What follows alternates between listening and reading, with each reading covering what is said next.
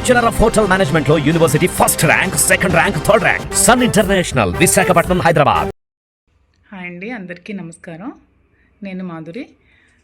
యాక్చువల్గా డాక్టర్స్ కొంచెం హెడాక్గా ఉంది అని చెప్పి కొంచెం రెస్ట్ తీసుకోమన్నారు.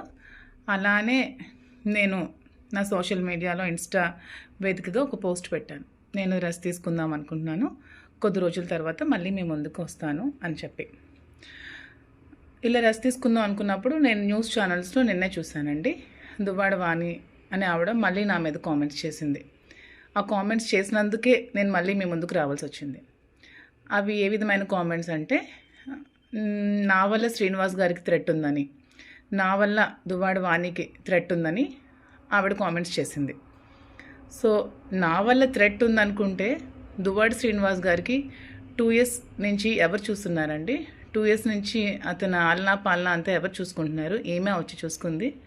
నేనే కదా చూసుకున్నది. మరి 2 years ముందు నుంచి లేని థ్రెట్ ఇప్పుడు ఎందుకండి వస్తుంది సడన్గా? మరి ఈవిడే కదా మీ మీడియా అందరినీ పిలిచి మాధురి శ్రీనివాస్ గారితో ఇదే ఇంట్లో 2 years నుంచి ఉందని చెప్పే కదా ఫస్ట్ ఎలిగేషన్ స్టార్ట్ చేసింది. మీ మీడియా సాక్షిగా తను అందరికీ పిలిచి దివల్ మాధురి అనే అమ్మాయి శ్రీనివాస్ గారితో ఈ ఇంట్లో 2 years నుంచి ఉంటుంది అని చెప్పి కామెంట్స్ చేస్తూ ఆమె ఇక్కడికి వచ్చి ధర్నా స్టార్ట్ చేసింది. అది ఏ విధంగా చేసిందో మీరే చూశారు.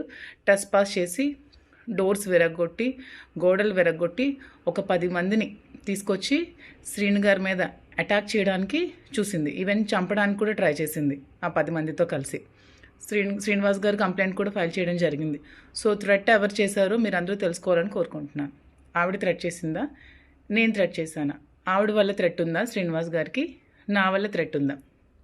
సో ఇదే విధంగా ఇంకొక విషయం, ఆవిడ ఈ ఇల్లే కావాలి, ఇక్కడి నుంచి నేను కదలను, ఆమె ఇక్కడే వచ్చి ఉంటోంది, ఆమె ఇక్కడ ఉంటే నేను ఒప్పుకోను అనే కామెంట్స్ కూడా మళ్ళీ చేస్తుంది.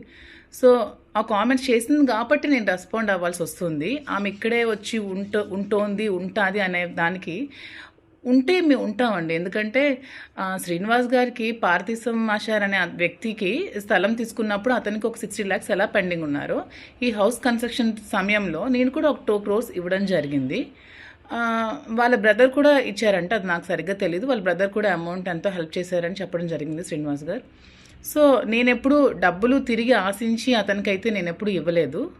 కానీ ఇదే ఇల్లు ఆమె కావాలి, ఇక్కడే నేను కూర్చుంటాను, ఇక్కడి నుంచి నేను కదలను అనుకున్నప్పుడు నాకు కూడా హౌస్ మీద రైట్ ఉంది. కాబట్టి నాకు ఇవ్వాల్సిన 2 crores అమౌంట్ నాకు ఆమె ఇచ్చేసి ఆ ఇంటిని తీసుకుంటుందా, లేకపోతే ఆ ఇల్లు ఖాళీ చేసి ఆమెకి ఒక 6 కోట్లు పెట్టి ఇంద్రభవనం లాంటి ఇల్లు శ్రీను గారు కట్టి ఇచ్చి ఆ ఇంట్లో ఆమెకి సకల భోగాలు కల్పించి అతను నడు రోడ్డు మీద ఉన్నారు కాబట్టి, సో ఆ ఇంటికి ఆమె వెళ్ళిపోయి ఇతన్ని కూడా ఆ ఇంటికి తీసుకెళ్ళి అక్కడ లీగల్గా ఏమైనా ప్రొసీడింగ్స్ చేసుకుంటారా, ఇంకా ఏ విధంగా పడతారో వాళ్ళ ఇష్టం. అంతేగాని ఇదే ఇల్లు కావాలి, ఈ ఇంటికి నేను వెళ్ళాలి అనుకుంటే నేను కూడా మీ మీడియా అందరినీ పిలిచి మీ మీడియా సాక్షిగా నేను కూడా ఇంటికి రావడం జరుగుతోంది. యాక్చువల్గా నేను ఎప్పుడు కూడా నేను మీ ముందు ఇంతవరకు బయటపెట్టలేదు నేను శ్రీను గారు నాకు డబ్బులు ఇచ్చాను, అగ్రిమెంట్ చేసుకున్నానని. కానీ శ్రీను గారు యాక్చువల్గా ఎప్పుడు ఎవరు అమౌంట్ ఉంచుకునే వ్యక్తి కాదు.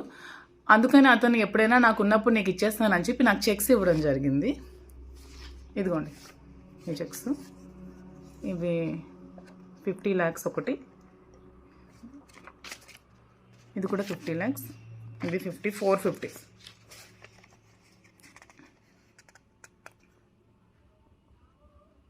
సో ఇవి కూడా నేను ఇప్పుడు చూపించిన దానికి నేనేదో ఆశించి నేను డబ్బులు ఇచ్చానని చెప్పడానికి కాదు.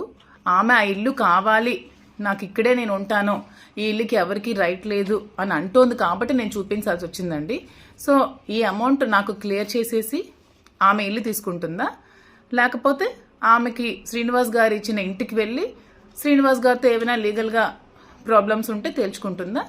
సో మీరే ప్రజలే డిసైడ్ చేయాలండి. సో ఇంకా నేను కూడా ఇంకా ఈ ఎలిగేషన్స్ ఏమి చేస్తే నేను కూడా ఇంకా రేపు వెళ్ళి మీడియా వాళ్ళని కూర్చోబెట్టి నేను కూడా అక్కడ కూర్చుంటాను. నాకు ఇవ్వాల్సిన అమౌంట్ వచ్చినంత వరకు నేను కూర్చుంటాను. ఇది త్వరగా క్లియర్ చేసుకుంటే మంచిదండి. దీన్ని రాజకీయ ఉద్దేశంతో ఇంకా ప్రొలాంగ్ చేసి ఇంకా చేయాల్సిన అవసరం లేదు. ఇది అందరూ తెలుసుకుంటారని కోరుకుంటున్నాను. Thank you so much.